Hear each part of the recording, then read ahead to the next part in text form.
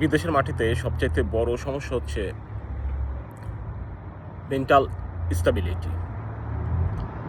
মানে এটা খুব স্ট্রং থাকতে হবে আপনার।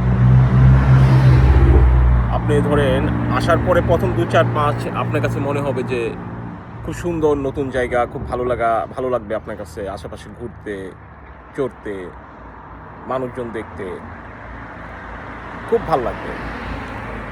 কিন্তু কিছুদিন পর আপনার মনে হতে শুরু হবে যে কই আইসা পড়লাম, না সাগর না বন, মহাশূন্যের মধ্যে আইসা পড়ছেন মনে হবে।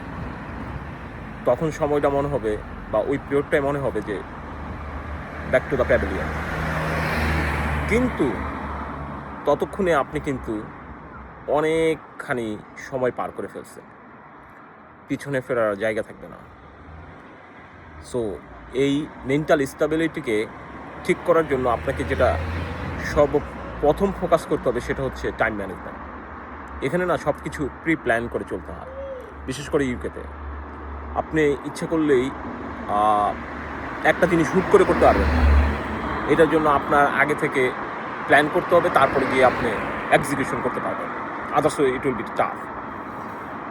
সো টাইম ম্যানেজমেন্ট যারাই আসতে চান প্রবাসে বা বিদেশে, সেটা যে কোনো কারণেই হোক, উচ্চশিক্ষার জন্য আসেন, সেটেল হওয়ার জন্য আসেন, কাজের খাতিরে আসেন, এই জিনিসটা ফোকাস করে আইসেন, তাইলে অনেক ইজি হবে life. Others way so tough.